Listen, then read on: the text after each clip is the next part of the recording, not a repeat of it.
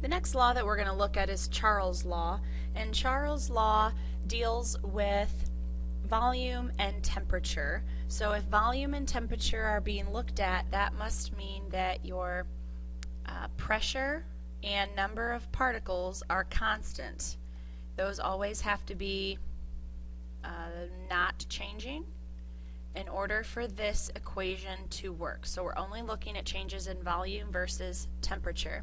The other key part to Charles' law, Kelvin temperatures. Celsius will not work. If you use the Celsius temperature, you'll get an answer, of course, but it will not be correct. So make sure that if you have a degree Celsius, you add 273, and that will give you the Kelvin temperature that you need. We'll be doing that frequently.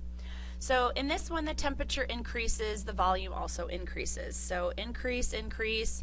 Also, if one decreases, the other decreases. So this is a direct relationship. If you were to graph a direct relationship, you're always going to get a straight line. So when temperature goes up, you notice the volume is also going up.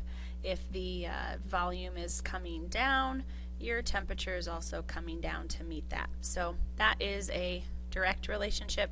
Again, temperature has to be in Kelvin. And if we're looking at volume and temperature, we want it to be a direct relationship.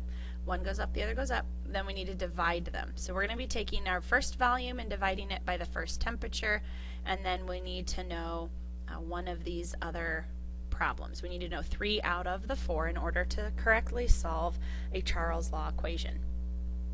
So in this case, we have a balloon, and it's inflated at room temperature, so the gas particles are at 24 degrees Celsius, and the volume of the balloon is 4.00 liters. So we know our initial temperature, we know the initial volume. The balloon is then heated up to a temperature of 58 degrees Celsius, and we need to know what the volume of the balloon is going to be.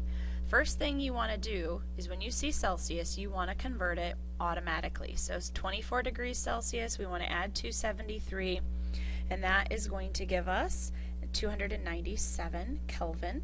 Kelvin has no degrees sign, by the way. 58 degrees Celsius, we add 273, 331. So there's our two temperatures. Those are the ones that we want to put into Charles' law equation when we're running this one. So our equation is volume 1 over temperature 1 equals volume 2 over temperature 2. And in this case, we have we know our first volume. We know it's 4.00 liters, and the first temperature was 24 degrees Celsius, but we're not going to use the 24 degrees Celsius. Instead, we're using 297 Kelvin. And then we're going to be looking at the second set of information. We're going to be looking at the volume that the balloon is after the temperature increase, but that's what we don't know, so that's our V2. And then the temperature that it is moving up to is 331 Kelvin. So now this is where algebra skills sometimes let us down if we haven't practiced them. So when you have volume here, we want to get volume by itself, but it is being right now divided by 331 Kelvin. We need to get that out of the division bar here. Okay, so the thing that I would suggest is you cross multiply. So when you cross multiply your numbers, we have 297 Kelvin times volume 2 and our 4.00 liters times 331 Kelvin. And now, when you have this linear, it just seems easier to work with than having those division bars in there. So now to get volume by itself, it's a lot like Charles' law, where we want to divide by the 297 Kelvin, so that will all cancel. But what you do to one side, you have to do to the other. So if we divide by Kelvin, that will get rid of the Kelvin unit on the other side of our equation there and leave us with liters. So liters is the unit that we're going to have and asked for the new volume, so liters would make sense. And now we need to take 4 times 331, and then whatever we get there, divide it by the 297, and you should get 4.46 liters. All right, let's try another problem. We have a sample of gas that occupies 6.80 liters, and that's at 375 degrees Celsius. What will its volume be at 25 degrees Celsius? And it's telling us that the pressure doesn't change, which is good because pressure shouldn't change. It's one of the constants in Charles' law. So maybe we want to set this up so that we can see all of the variables like we did in Boyle's law. And if this isn't something that you feel you need to do, that's okay. You don't have to. It just helps some people to know where to put the numbers. So if a sample of gas occupies 6.80 liters, so we know our volume, 6.80 liters, at 375 degrees Celsius. So that tells us that the volume and that temperature go together, 375 degrees Celsius, but we are going to add 273 onto that, so 648 Kelvin is what we're going to be putting into our equation. And it wants to know what the volume will be at a new temperature of 25. So our second volume and second temperature go together here. We know that the temperature is 25, but we don't know what the volume is. Now again, that 25 degrees Celsius, we need to add the 273 onto that, and that'll give us 298 Kelvin. And now we can use the equation V1 over T1, volume 2 over temperature 2, and we can plug our numbers in where we've already assigned them where they go. Just need to remember to make sure you're using the Kelvin amount and not the Celsius.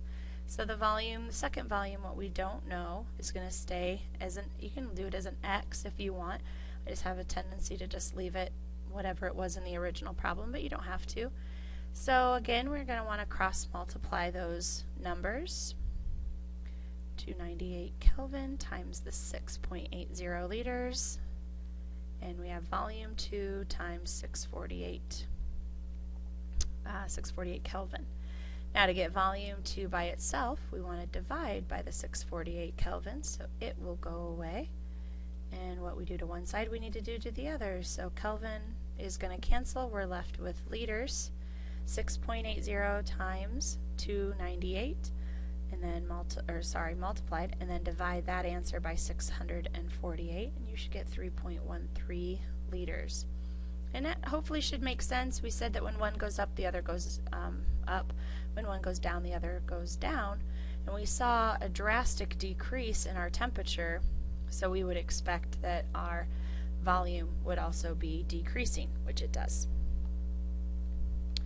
Now we're going to go into one more particular gas law. This is called GuyLussac's law, and this one is going to be looking at pressure and temperature. And there is another direct relationship here, pressure and temperature. That must mean that your volume and again your number of particles have to be constant. So those things are not allowed to change. You can't adjust them in any way. We're only looking at pressure and temperature. Again, direct relationship, one goes up, the other goes up, one goes down, the other goes down. Temperature has to be in Kelvin again. And GuyLussac's law and Charles' law are very similar since they're both direct relationships. The only thing we're doing is in place of the volume 1 and volume 2, we now have pressure 1 and pressure 2. Temperature's still on the bottom and we're still using Kelvin. So let's go ahead and practice with this one. We have gas in an aerosol can, and we know aerosol cans like hairspray or whatever are under pressure. You're forcing gas into a certain sized container. So that pressure is 103 kilopascals and the temperature 25 degrees Celsius. And if the can's thrown into a fire, we want to know what the pressure on the can is going to be when the temperature reaches 928 degrees Celsius. So we may want to put in our pieces of information before we plug it into our equation. Our original pressure of 103 kilopascals was when we were at room temperature, 25 degrees Celsius, and we need to add 273 onto that for 298 Kelvin. And then we're going to throw that into a fire. Not exactly sure why. We probably already know what happens. It can be kind of dangerous. And the new temperature, we want to know what the pressure is at 928 degrees Celsius, which again you have to add 273 onto that. So you're looking at 1201 Kelvin. the new pressure is unknown to us. That's what we're trying to figure out. So pressure 1 divided by temperature 1 equals pressure 2 over temperature 2. 103 kilopascals, 298, almost said 25. And pressure 2 we don't know, temperature 2 very large. Cross multiply just like we have been, and you can write out all the work if you would like, but at this point we've practiced with the Charles law, which works exactly the same way. Take 103, multiply it by 1201, and you're going to divide by 298, and that will give you a second pressure of 415 kilopascals. That was a horrible K. Kilopascals. Last practice problem for the GuyLussacs is this one. We have nitrogen gas and the pressure is 6.58 kilopascals, and that is at a temperature of 539 Kelvin. Nice, they already gave it to us in kelvins. That saves us some work in converting it. So we know pressure 1, 6.58 kilopascals and 539 Kelvin. And the volume does not change, which is good because we're only dealing with pressure and with temperature. But we do want to know what our pressure will be, pressure unknown, when we have 211 Kelvin. So our new temperature has gone down, 539 down to 211. So you should, in your head, be making a hypothesis. What do you think is going to happen when temperature goes down? We know it's a direct relationship, so we should know that the pressure should also be doing what? And hopefully you said go down, and we'll check our work when we're done and see if our number is lower than 6.58 kilopascals. We're going to plug our numbers in here. And I do want you to show your work as far as, for those of you that don't like to show everything, my minimum that I will accept. I want to see the equation, and the reason I want to see the equation is we're going to have 5 equations when we're done with this unit, so I need to know which one it is you're using. So you need to show the equation. I want to see all of the work plugged into the equation, work, numbers, and units. Then from there, if all you want to do is give me your answer, that's okay. If you're a person who needs to write out all of the work from this point to this point, that's okay too. Please feel free to do that. I sometimes do, and sometimes I don't, but I've been doing this for a while. So if you're a person who can already visualize in your head what you need to do to solve this, by all means, just plug it in your calculator and give me your answer with units, and that's perfectly fine. Some of you may want to write out the numbers. That's okay too.